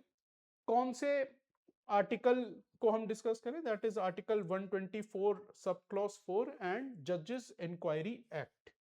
Now, once the notice is submitted, once this motion is submitted, the speaker, अगर लोकसभा में सबमिट हुआ तो स्पीकर, अगर राज्यसभा में सबमिट हुआ तो चेयरमैन, दे मे एक्सेप्ट और रिजेक्ट इट। वो एक्सेप्ट या रिजेक्ट दोनों कर सकते हैं, it is up to them. दोनों हाउसेज में एक्सेप्ट होगा, that is mandatory if admitted in both houses. एक 3 मेंबर इंक्वायरी कमिटी बनेगी, वो भी jointly by speaker and chairman. And I read in month of December newspaper में कि justice Verma ने अपील फाइल करी है कमिटी के अगेंस्ट, कि जो कमिटी बनी वो सिर्फ स्पीकर ने यूनिलेटरली बना दी, उसमें चेयरमैन का रोल ही नहीं था। तो उन्होंने भी अभी भी इस स्टेज पे भी आके बंदा अपील फाइल कर रहा है, हार नहीं मानी है उन्होंने। ठीक है, सो एक कमिटी जो है वो ज्वाइंटली बनेगी। इस प्रोसेस को ओवरसी कौन करता है? सेक्रेटरी जनरल ऑफ पार्लियामेंट ये प्रोसेस ओवरसी करेंगे। नाउ कमिटी कंसिस्ट कौन करती है? वो 3 मेंबर कमिटी जो है सुप्रीम कोर्ट के जज, चीफ जस्टिस के हाई कोर्ट और एक डिस्टिंग्विश्ड ज्यूरिस्ट। जरूरी नहीं है यहां पे भी कि सीजीआई जो है वो प्रेजेंट हो। ठीक है, once the committee is found, इनके पास टाइम होता है 3 मंथ्स का, जिसमें इन्होंने इन्वेस्टिगेट करके अपनी रिपोर्ट जो है वो पार्लियामेंट में सबमिट करनी होती है। पार्लियामेंट में जब रिपोर्ट सबमिट हो गई है तब जाके डिस्कशन और वोटिंग होगा और स्पेशल मेजोरिटी से रिमूवल होता है। One more point that I want to discuss here is with respect to the removal of CEC, chief election commissioner. वो आगे न्यूज में आएगा नोट्स में। सेम प्रोसेस सीईसी के रिमूवल के लिए भी फॉलो होता है। तो ये प्रोसेस बहुत इंपॉर्टेंट है इस साल प्रीलिम्स के लिए। नाउ रेलेवेंट आर्टिकल मैंने आपको ऑलरेडी बताया था। सुप्रीम कोर्ट के लिए ये है, हाई कोर्ट के लिए ये है। 2 ग्राउंड्स दैट आर मेंशन्ड जिस पे रिमूवल हो सकता है, that is proved misbehaviour and incapacity, and rest of the points are repeated जो मैंने आपको ऊपर ऑलरेडी बता दिया। नेक्स्ट न्यूज, जस्ट एक ब्रीफ डेटा है with respect to the number of women in the court. तो आज तक के इतिहास में इंडिया के 287 जजेस रहे सुप्रीम कोर्ट में, जिसमें से सिर्फ 13 विमेन रही हैं। एट प्रेजेंट सुप्रीम कोर्ट में 34 जजेस का कोरम है, जिसमें से सिर्फ एक विमेन है। एट प्रेजेंट 25 हाई कोर्ट्स की जो चीफ जस्टिस हैं उनमें से सिर्फ एक विमेन है। एंड विमेन जजेस की अगर बात करो सो उनमें आज तक के इतिहास में सिर्फ एक बार हुआ है कि एक माइनॉरिटी जो है वो विमेन जज रही हो सुप्रीम कोर्ट में। ठीक है, where as if you compare the situation with the lower courts the situation is much better, जहां ऑलमोस्ट 38% ऑफ जजेस in the district court are women. क्यों? क्योंकि वो एग्जाम के प्रोसेस से आती है। And that is why the honourable president has recently stated कि आर्टिकल 312 जो है उसमें जुडिशियल सर्विस बनाने का ऑप्शन है। So India should consider framing all India judicial service. ये प्री में आए ना आए, मेंस में 100% आएगा 2026 में। ठीक है, ऑल इंडिया जुडिशियल सर्विस हमेशा से ही एक इंपॉर्टेंट लूप होल माना गया है कि क्यों नहीं है, what is stopping the government from framing it, लेकिन अब तक बना नहीं है। इसलिए मेरा ये प्रेडिक्शन है कि मेंस में जरूर आएगा वो question. Now we are moving towards criminal justice system. E0 FIR initiative. तुम्हारे अगेंस्ट मान लो कोई साइबर क्राइम हुआ, you file a complaint on national cyber crime reporting portal. ठीक है, इस पोर्टल पे तुमने कंप्लेन फाइल करी। If the complaint is worth more than या 10 लाख और मोर, अगर 10 लाख या उससे ज्यादा की कंप्लेन है, it will automatically get converted into a E0 FIR so that जो इन्वेस्टिगेशन है वो एक्सपेडाइट हो सके। Now this initiative has been launched in pilot basis in Delhi. अभी आगे जाके इसके रिजल्ट पे डिपेंड करेगा कि आगे बढ़ाना है नहीं बढ़ाना। Now few important bodies here. पहला है I4C, that stands for Indian cyber crime coordination centre, 2018 में बना था, MHA ने बनाया है। Then national cyber crime reporting portal, मैंने आपको ऑलरेडी बता दिया कि ये कंप्लेंट फाइल करने के लिए होता है, ये भी MHA ने बनाया। And then CCTNS। CCTNS is a age old name, लेकिन अब जाके जितने इसका जो टारगेट था वो पूरा हुआ है। दैट 17,000 प्लस पुलिस स्टेशन जो है now they are connected with each other, with law enforcement agencies, with even with judiciary. So crime and criminal tracking network system. अब यहाँ पे डेटा भी स्टोर होता है, वो डेटा जो है वो NCRB जो है वो मैनेज करता है। ठीक है, तो उस पोर्टल से CCTNS से लिंक करा गया है NCRP को, और फिर वो FIR फाइल ऑटोमेटिकली हो जाती है। ज्यूरिसडिक्शन का कोई इशू नहीं आता। मैंने कंप्लेंट फाइल करी NCRP पे, ऑटोमेटिकली वो ज्यूरिसडिक्शन वगैरह पिक करके E0 FIR में चेंज हो जाएगा। I need not worry about कि कौन सी ज्यूरिसडिक्शन थी। Poor prisoner scheme, as per the recent records, Indian prison जो है वो 131% पे फंक्शन कर रहे हैं, मतलब 100 जनों की जगह है 131 प्रिजनर्स हैं। लेकिन end of the total prisoners 76% are under trial, जो अभी कन्विक्ट भी नहीं हुए। किसी का तो हो सकता है ट्रायल शुरू भी ना हुआ हो। And then there are those who have been granted bail as well, लेकिन वो अभी भी जेल में सड़ रहे हैं क्योंकि बेल का जो बॉन्ड है, श्योरिटी बॉन्ड, वो पे करने का पैसा नहीं है उनके पास। And hence MHA came up with a scheme that is poor prisoner scheme, जिसमें अगर बेल ग्रांट हुई है एंड 14 डेज के अंदर, विद इन अ वीक, अगर बेल ग्रांट होने के बाद आप रिलीज नहीं हुए हो, then the jail authorities will let the district legal service authority know of this matter. ये जो बॉडी है ये एम्पावर्ड कमेटी को शेयर करेगी और वो 2 से 3 हफ्ते के अंदर अपना जजमेंट दे देगी कि हाँ इस बंदे को रिलीफ रिकमेंड है या नहीं। अगर रिलीफ रिकमेंड है सो 40,000 रुपीज पर प्रिजनर का रिलीफ इसमें दिया जा सकता है। ठीक है, so this scheme was in news couple of times, that is why I think it is important. Next news is on SIR। ठीक है, मैं बहुत ब्रीफ में बताऊंगा। ये हो हल्ला तो काफी हो गया है आपका, आई एम श्योर क्लटर भी बहुत हो गया होगा दिमाग में कि यार क्या पढ़ना है इसमें, क्या नहीं पढ़ना है। मैं ब्रीफ में बताता हूँ। SIR stands for special intensive revision. किसका revision? Of course electoral rolls का revision.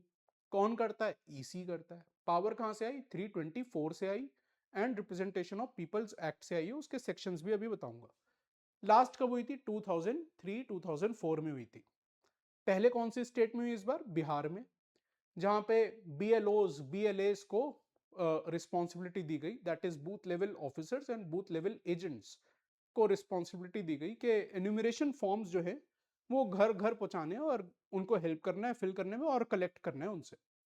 And then documents were also asked for, अगर 2003 के बाद तुम्हारा बर्थ है बेसिकली, तो तुम्हें डॉक्यूमेंट्स भी प्रोवाइड करने। उस पे भी एक रकस हुआ था that the EC shared list of 11 documents in which Aadhaar was not mentioned because EC does not consider it as a proof of citizenship. Whereas matter went in the Supreme Court, Supreme Court ने बोला कि डालो इसमें आधार। क्यों? क्योंकि ये exercise supreme court ने बोला is any way with respect to identification and not citizenship. Supreme court में ये डिस्कशन हुआ कि EC का मैटर ही नहीं है सिटीजनशिप, वो तो MHA का मैटर है।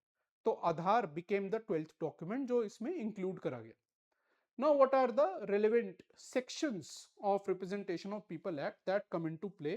That is these 4 sections. Section 16 basically says that non citizen जो है वो वोट नहीं कर सकते। But would you believe me कि जब वोटर ID कार्ड कोई बनवाने जाता है सिटीजनशिप चेक ही नहीं होती थी। इट इज ट्रू, आप गूगल करके देख सकते हो सिटीजनशिप का, क्योंकि कोई एक्टिव डॉक्यूमेंट ही नहीं है। वो डॉक्यूमेंट किसने निकालना था लिस्ट? वो MHA ने निकालनी थी। MHA ने आज तक कोई लिस्ट ही नहीं निकाली है कि this particular document is for citizen, this is not for citizen. Even Aadhaar जो आपको शायद लगता हो सिटीजनशिप का डॉक्यूमेंट, क्यों नहीं है वो? बिकॉज इवन ऑर्डिनरली रेसिडेंट या फॉरनर जो है, जो ऑर्डिनरली रेसिडेंट है इंडिया में, उनके पास भी आधार कार्ड है। सो कोई ऐसा डॉक्यूमेंट की लिस्ट ही नहीं निकाली MHA ने जो प्रूव करे कि मैं सिटीजन हूं या नहीं हूं। वोटर ID कार्ड, पासपोर्ट या तुम्हारा driving licence etcetera etcetera valid documents एक तरीके से नहीं है। ठीक है, सो येट आर्टिकल सेक्शन 16 क्या बोलता है कि नॉन सिटीजन जो है वो डिस्क्वालीफाई होने चाहिए वोटिंग प्रोसेस से। That is why SIR is required to identify who is citizen, who is not. You should be 18 plus, ordinarily resident होने चाहिए। एंड देन सेक्शन 20 क्या बोलता है कि सिर्फ मेरा रेसिडेंट है किसी कॉन्स्टिट्यूएंसी में इसलिए मैं वहां का ऑर्डिनरली रेसिडेंट नहीं हो जाता, मैं वहां वोट नहीं कर सकता। I need to be present there as well. सिर्फ प्रॉपर्टी होने से कुछ नहीं होता। And 21 says that the special revisions are justified, क्योंकि माइग्रेशन होता है, डेथ्स है, न्यू बर्थ्स है, घोस्ट वोटर्स है। ठीक है, सो टाइम टू टाइम ये डेटा रिवीजन होना चाहिए, ऐसा सेक्शन 21 में लिखा हुआ है। ठीक है, so I have told you the relevant sections, I have told you the article of constitution. And now one more section के EROs क्या होते हैं और किस सेक्शन में रजिस्टर्ड हैं। So EROs are registered in the section 13B of Representative of People Act. इनकी जिम्मेदारी होती है to refer the suspected illegal migrants या foreign citizens, foreign nationals to the competent authority under citizenship act 1955 कि मेरे को ये डाउटफुल वोटर्स मिले हैं भाई, इनके डॉक्यूमेंट्स पूरे नहीं थे, ये आगे नेम इनका उन लोगों का कॉम्पिटेंट अथॉरिटी को सबमिट करते हैं and then electoral rolls are revised और नेम जो आप सुनते होंगे न्यूज में कि डिलीट हो गए, वो तब डिलीट होते हैं।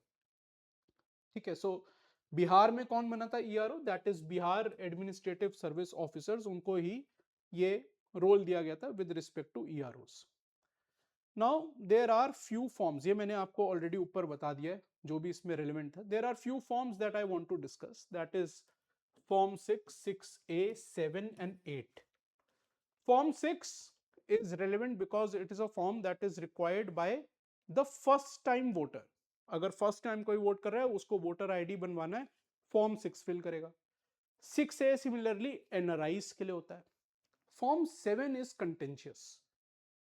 मैं एक्स कॉन्स्टिट्यूएंसी में हूं, तुम भी उस कॉन्स्टिट्यूएंसी में हो, I can file form 7 calling the EC to remove your name. मैं बोल सकता हूँ यार ये बंदा यहां से चला गया है, या ये मर गया है, या ये घोस्ट वोटर है।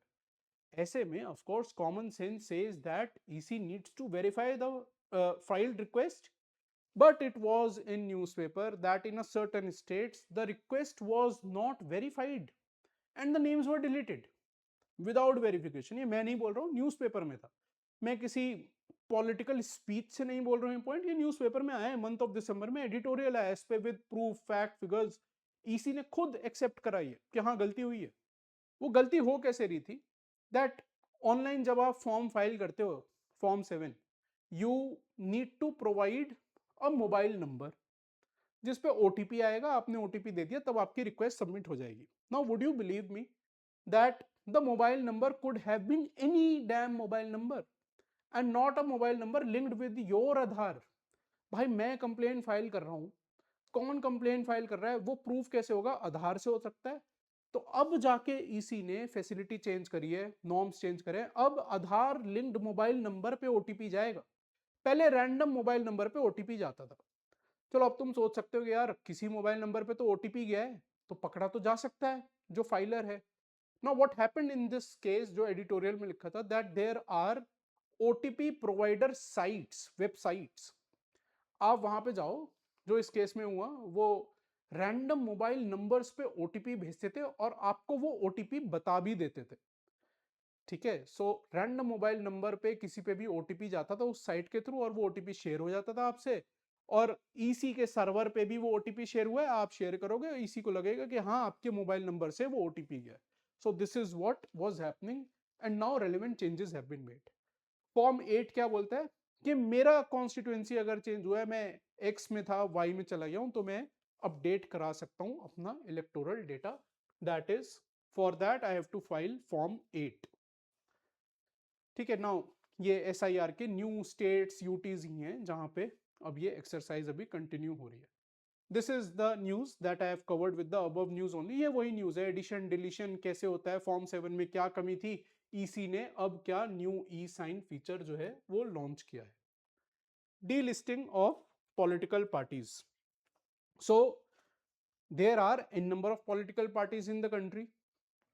तुम मैं और 6-7 जने और मिलके ओआरएन में मिलते हैं और हम भी एक पॉलिटिकल पार्टी शुरू कर देते हैं। हमें बस ईसी को अपनी कॉन्स्टिट्यूशन जो है वो सबमिट करनी होगी। ठीक है, and EC will basically register us, जिसको बोलते हैं RUPP, that is registered unrecognized political party. मैं रजिस्टर हो गया ईसी के यहाँ, अभी अनरिकॉग्नाइज्ड हूं, लेकिन रजिस्टर होते ही you and me will now get benefit under section 13 of the income tax act. ठीक है, हमारी जो प्रोसीड्स होंगी सेक्शन 13A में वो टैक्स एग्जेम्प्टेड हो जाएंगी। मैं चुनाव लड़ूं ना लड़ूं डज नॉट मैटर, जो प्रोसीड्स आ रही हैं वहां पे वो टैक्स एग्जेम्प्टेड हो जाएंगी। सो ईसी रिसेंटली रिकॉग्नाइज कि भाई there are many political parties who have not fought an election for the last 5-6 years. जिन्होंने जो एड्रेस भी फाइल करा था वो भी फेक निकला, वो उस एड्रेस पे रजिस्टर्ड भी नहीं है, मिली भी नहीं वहां पे. So EC has started the process of deregistering such political parties under section 29 of the representation of people's act. ठीक है, that is why this particular section is important. Anyway, mains का इंपॉर्टेंट पार्ट है representation of people's act. ये news मैंने ऊपर ही cover कर ली थी जब मैंने आपको रिमूवल प्रोसेस बता रहा था सुप्रीम कोर्ट जज का. Next news is of census, very important. Next census जो है फाइनली 2027 तक कंक्लूड हो जाएगा. कौन कंडक्ट करता है सेंसस? एमएचए. एमएचए में कौन सा बॉडी है? That is registered general of India and then census commissioner. ये दो बॉडीज हैं जो एमएचए के अंडर ही हैं. क्यों इंपॉर्टेंट है सेंसस? क्योंकि 2011 के बाद हो रहा है, first time after independence. apart of course apart from SECC, that there will be caste census as well. This will be the first digital census ever in the country जिसमें mobile app use होगी, website use होगी, and then policy decision making वगैरह में role play करता है census का data. तो updated data जो है वो हमें मिलेगा. सेंसस कौन सी लिस्ट का सब्जेक्ट है? It is union list subject. States जो हैं वो कास्ट सेंसस कर रही थी, बट अगर सेंसस कास्ट सेंसस जब यूनियन करता है that will of course supersede, वो ही प्रिवेल करेगा ओवर दीज स्टेट एक्सरसाइजेस. यही सब इस न्यूज में बेसिकली लिखा हुआ है with respect to the census. अब इंपॉर्टेंट स्टैटिक क्या है कि 84th अमेंडमेंट ने फ्रीज करा हुआ है डिलिमिटेशन. ठीक है, एंड देन जो विमेन रिजर्वेशन एक्ट भी आया वो भी अप्लाई नहीं हो पा रहा है. वो जब first census after this फ्रीजन timeline जब आएगा उसके बाद विमेन रिजर्वेशन जो है that will also be applied. Now one another concept here is that of NPR and NRC. National population register includes each and every person living in the country, citizen और non citizen. Ordinarily resident जो है वो भी include होता है. 2010 में पहली बार आया था, 2015 में अपडेट हुआ था. Next step, next logical step is, अब मैं उसमें देखूं भाई कौन सिटीजन है कौन नहीं है. That is the target of NRC, that is national register of citizens. तो दोनों काम एमएचए के हैं, एमएचए को काम करना है. सिटीजनशिप एक्ट क्योंकि जो है 1955 का उसके अंडर है बने, and the ministry that is tasked with the overseeing of this act is the MHA. ठीक है, तो काफी इंपॉर्टेंट है NPR and NRC. Next news, अब हम चल रहे हैं constitutional and non constitutional bodies पे. 8th सेंट्रल पे कमीशन जो है उसके टर्म्स ऑफ रेफरेंस जो है वो कैबिनेट ने बेसिकली अप्रूव करे. तो ये याद रखना यार, सेंट्रल गवर्नमेंट जो कैबिनेट है वो करता है, पार्लियामेंट नहीं करता है. इसका कंपोजिशन क्या होता है? एक चेयरपर्सन होगा, एक पार्ट टाइम मेंबर और एक मेंबर सेक्रेटरी होगा. चेयरपर्सन का मैंने नाम भी लिख दिया है. ठीक है, किसके लिए होता है ये? जो सेंट्रल गवर्नमेंट के ऑफिसर्स हैं उनका पे स्ट्रक्चर, इमोल्यूमेंट्स जो है वो डिसाइड करने के लिए होता है. क्या कोई फिक्स टाइमलाइन होती है सेंट्रल पे कमीशन की कि इतने साल बाद घटित होना ही है? No, there is no fix timeline. Convention is कि 10 years में एक बार फॉर्म होती है. And then these are the factors that they should consider this year. ये terms of reference है कि ऑलरेडी स्ट्रक्चर क्या है, स्टेट का कितना बजट का पोर्शन इसमें जाएगा, क्योंकि there are welfare schemes, welfare measures as well जो हमें पूरे करने हैं. ठीक है, so this is it with respect to the central pay commission. Next, UPSC itself is very important this year क्योंकि 100 years पूरे हो रहे हैं. 1919 एक्ट में पहली बार बोला गया कि ऐसी कोई बॉडी आएगी, लेकिन वो बॉडी आई 1926 में. And then Ross Barker was the first head. And 1935 में इसको फेडरल स्टेटस दिया गया, फेडरल कमीशन स्टेटस दिया गया, जिसमें इंडियंस की जो से है वो इंक्रीज हुई थी. और रिसेंट अगर मैं एक और प्री ओरिएंटेड पॉइंट इसमें बताऊं, सो प्रतिभा सेतु was launched कि जो इंटरव्यू तक जाते हैं जिनका सिलेक्शन नहीं होता है उनको जॉब्स प्रोवाइड करी जाती है. And these are the relevant articles जो आई एम श्योर आपने लक्ष्मीकांत में भी देखे होंगे कि कौन से आर्टिकल्स हैं associated with the UPSC. Next news, NCSC. Ideally, when the pendency of the cases increases, the step that you take is that you work on the pendency, whereas as per this newspaper article जो अब NCSC ने step लिया है, that is to reduce the pendency, उन्होंने ये step लिया, ठीक है, मेरा व्यू नहीं है, न्यूज़पेपर में था ये। एनसीएससी ने क्या स्टेप लिया कि नॉन शेड्यूल कास्ट अगर कोई कंप्लेंट फाइल कर रहे हैं या इसमें आपने आइडेंटिटी डिस्क्लोज नहीं करी, अपनी सिग्नेचर मिसिंग है, प्रॉपरली एड्रेस नहीं करी है, सब जुडिस मैटर पे कंप्लेन है, या एफिडेविट फाइल नहीं करा है with respect to your SC status, तो कंप्लेन जो है वो रिजेक्ट हो जाएगी, वो एंटरटेन ही नहीं करी जाएगी, ठीक है। The allegation is, the fear is कि बहुत फ्रिवलेस कंप्लेन्स आ रही हैं, ठीक है, that is why they have taken this step. अब इस स्टेप की वजह से ये न्यूज में थे और हमें एनसीएससी का स्टैटिक पता होना चाहिए। मैंने national commission for scheduled tribes already बताया ऊपर, वो एक बॉडी होती थी एनसीएससी और एनसीएसटी, 89th अमेंडमेंट ने उसको स्प्लिट करा था।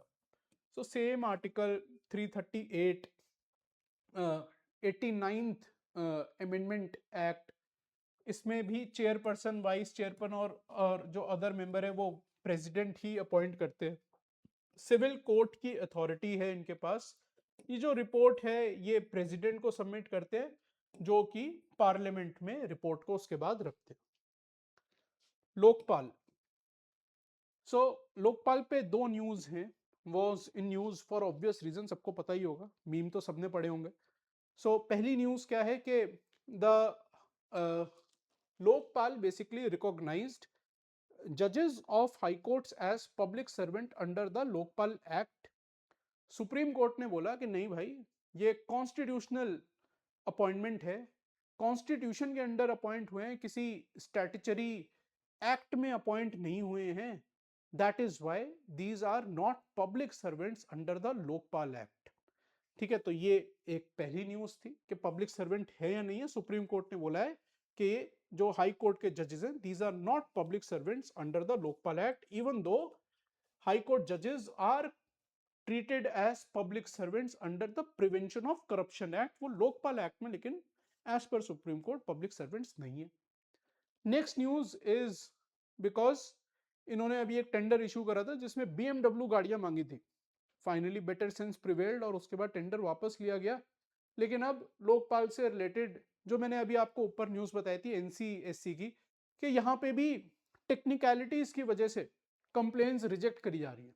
एक तो देखो न्यूज का टाइटल क्या है कि an number of complaints received declined sharply, या तो वो रिजेक्ट करी जा रही है या पेंडिंग पड़ी हुई है, इसलिए लोगों का कॉन्फिडेंस इतना कम हो गया कि वो अपील फाइल ही नहीं कर रहे।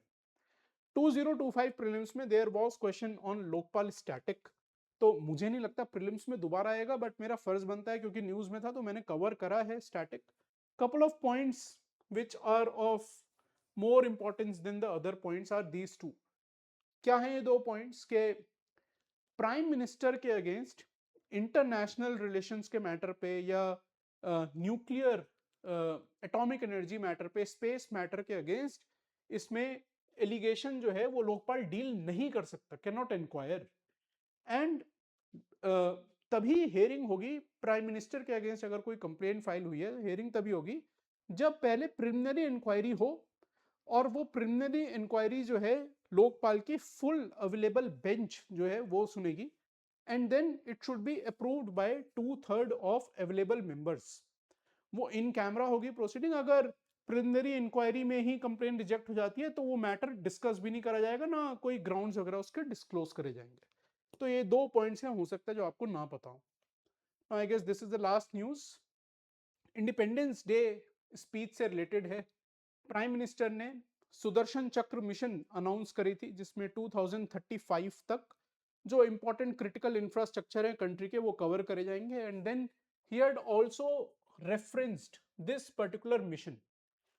एक तो है भाई गगनयान जिसमें हम अंतरिक्ष में जाना चाहते हैं, एक है समुद्रयान मिशन जिसमें we are attempting to make this submersible and we want to reach 6,000 meters in the ocean depth by 2027. Only 5 countries currently have this capacity. Two officers by the name of Colonel retired Jatinder Pal Singh ji and R.